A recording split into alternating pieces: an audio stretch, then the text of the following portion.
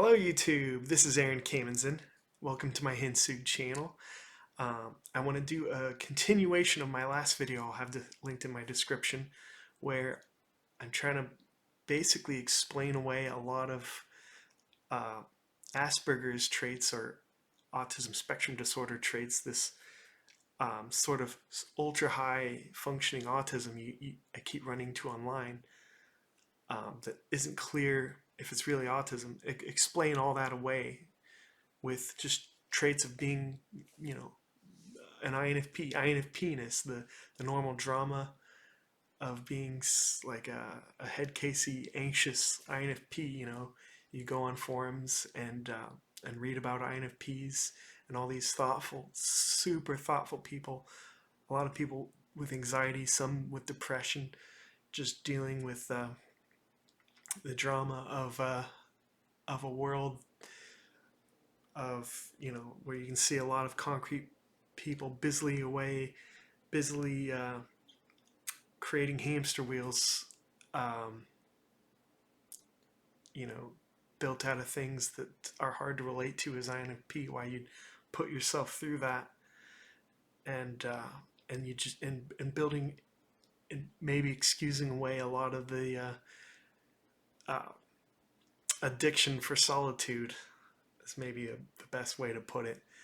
And I think I struck a chord because in my last video, I definitely, it's encouraging to see in the comments, uh, there's no shortage, and in the views and the likes, like I think there's no shortage of us out there on this journey where we know we feel different, and being an INFP, you get pretty easily tagged with, weird, rife with idiosyncrasies, and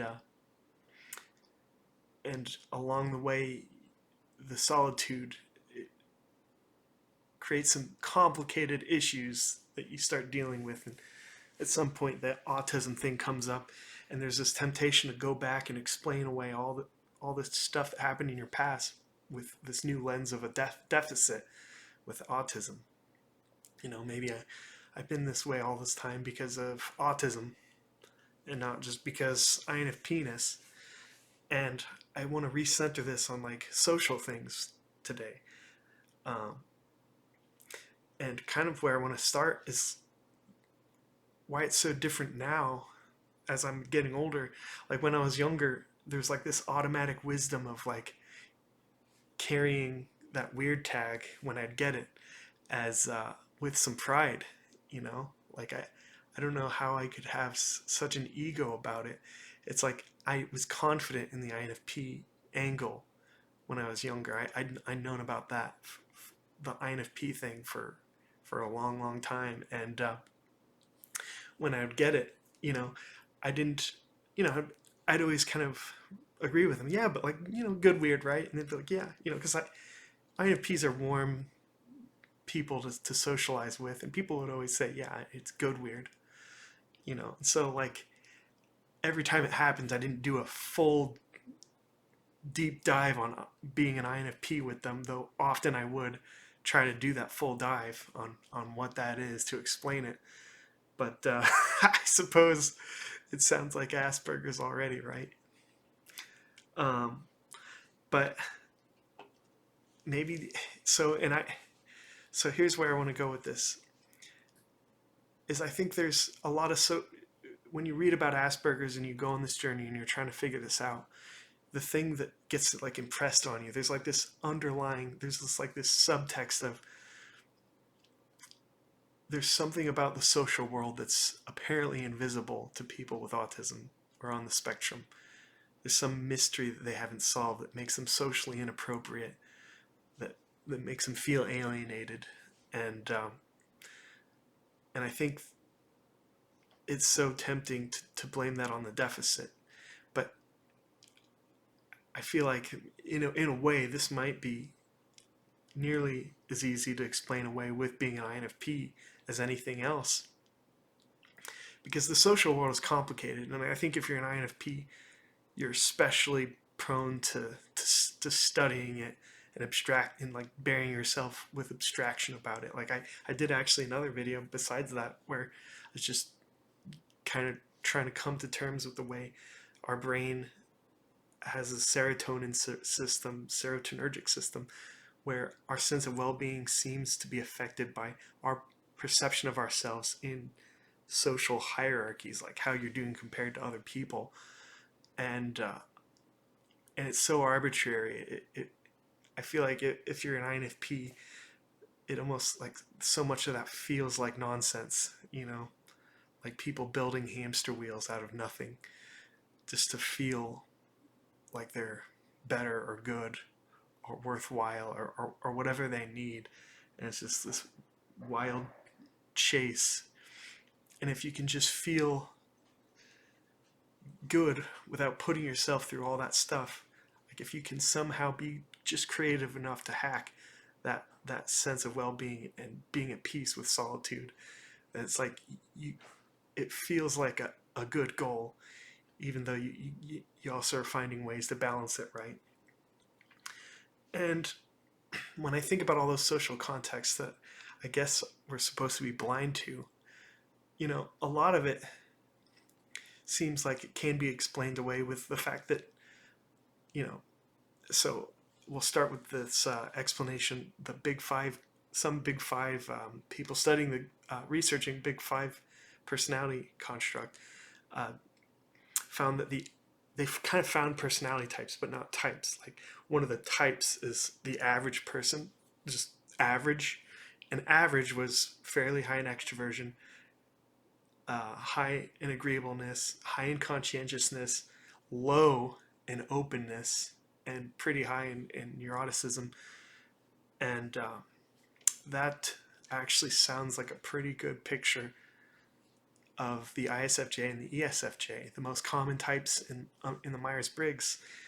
And I feel like those types, they're so naturally social, but also in kind of predictable ways. Like I feel like if the world feels warm and inviting and in a good place, like I think it's a good thing that most people are ISFJs and ESFJs. Like they bring a lot of warmth and sense of family and heart to the world, right? But there's something, if somebody was going to build social molds, people low in openness are definitely prone to that, right? And the other thing I feel like, just as humans, so there's a couple things going on here. There's most people being sensors, and the average type being low in openness, and kind of mixed in with that is something else I learned that I think a lot of INFPs will find valuable. Is I learned about this psychological concept called coalition instinct, and it's this idea that people are always on the search we've evolved to look for coalitions, to look for people on our team and people who aren't on our team, like very tribalistic, right?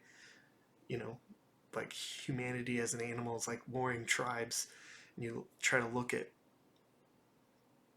like, your eyes are sensitive to figuring out who's on your side and who isn't. And that type of social information is so deeply ingrained in us that I feel like on some level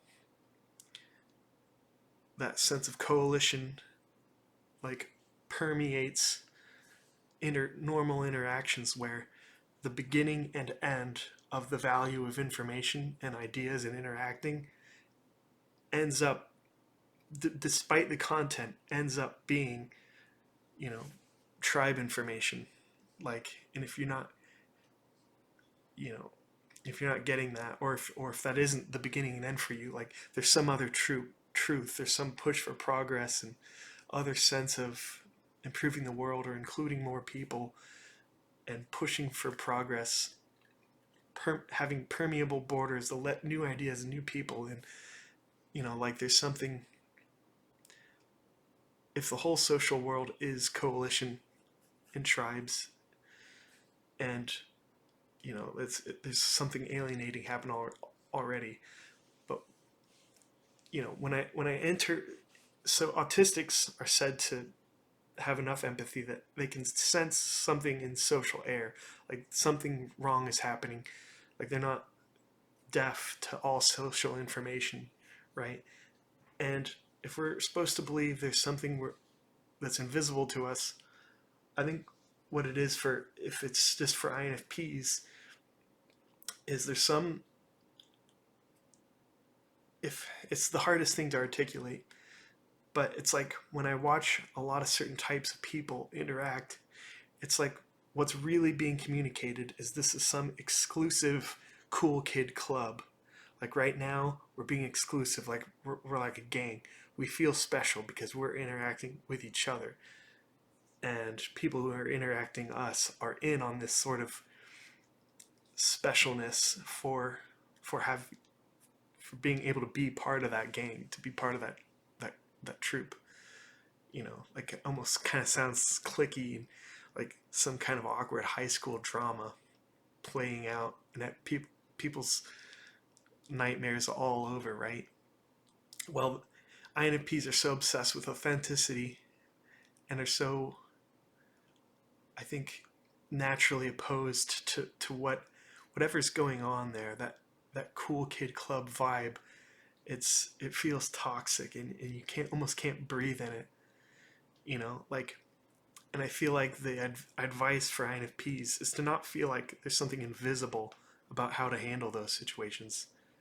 It's that you should just leave them and find, like, I feel like the thing that I've more naturally been doing in my youth is finding people that are, you know, when you found them, that you can say and whatever, you can be as nerdy as you can be, and you can talk about what you want to talk about. You can go off the deep end. There's not things you can't talk about.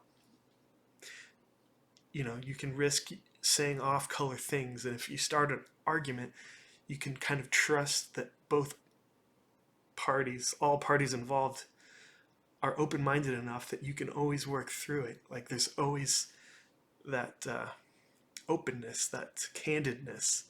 There's like this, I think for INFPs, building that and finding that. And, you know, pretty likely it'll have like-minded people. Like, you know, maybe, you know, if you're an INFP, if you find some INTP or an INTJ or an INFJ or an ENTP or an ENFP, like, and it doesn't have to be like, actually some of my closest friends actually are sensors, but they're sensors that I can fully be myself with. It's like they've fully accepted that Aaron is that creature, and he is going to go off the deep end, and he's going to say some outrageous, quirky thing, and that's just part of the fun of the game, and that's what it is to be friends with this person. And INFPs are so aggressively authentic, and actually that word you can even use aggressive almost makes sense here. It's like it's militantly authentic, spread authenticity, spread open-mindedness, and it just seems like a lot of sensors, if they don't work on their sense of openness, the sort of social environments they can create do have that toxic exclusivity to them, which you're not deaf to. You're right. I feel like INFPs are rightly alarmed by it. And, you know, and if you isolate from it, even if you don't have to, even if you put work in, you could be included. You could play that game if you really wanted to, but why? It's the antithesis of, I think, what an INFP is from the beginning. Include more people. Be weird, be thoughtful, be candid, be vulnerable. Express yourself properly, because that's how you learn, that's how you grow. Why should anybody not be candid about everything happening inside of them at all times? And I feel like this is maybe the crux of the issue, you know, and it touches so many things about the way I process the world. Today I wore, on purpose, I'm wearing a They Might Be Giants t-shirt, And you know, I don't know how many. I don't know. I don't think if you're an INFP, you'll automatically love They Might Be Giants, but it's a band, and I'm sure there's a bunch of other examples where INFPs find something in the culture that celebrates thoughtfulness, you know, and that's what They Might Be Giants does for me. It's like I would I would be a less happy I would have been a less happy teenager if I didn't discover them, less happy adult to not to still have them to sit, you know, because like there's almost like a message in the songs, like, you know, it's okay to be a head case. In fact, you know, go ahead and embrace it, you know, and it's just like a radical nerdiness, and that kind of sounds autistic, right? Let the radical nerdiness in, do it, be it, and be proud of it. Which, you know, I also, one more note, I have a friend who believes that a lot of this conversation, this whole talk of INFPs, and maybe even the autistic angle too, maybe, is like maybe a form of narcissism. Well, you know, if it's tough because if you want to feel special, calling yourself an INFP is definitely a way to do that. But I mean, my first argument is it's not about deflating. Well, here in this video, I'm like complaining about something about sensors. So it's already like differentiating myself, is putting myself on a plateau over them, I suppose. Like, but you know, I do want to lift others up, you know, and it's like the sensors you're close to, some of them, you know, maybe it's the thing they get out of your relationship with you is open-mindedness. So it's not like, you know, it's not about lowering others, you know. But the thing I can't shake is I think INFPs are special, damn it. Like, I think the people that are on this quest and thinking about this stuff and worrying about this stuff at all, who would consider themselves INFPs, if they want to feel special, they they are special. Like I'm really kind of convinced of it, and it's weird to think of it as narcissism, but you know, if you're solitary a lot, you know, you kind of lose you start losing the fight of feeling special. And my argument is like those cool kid club exclusive social vibes that seem like a mystery.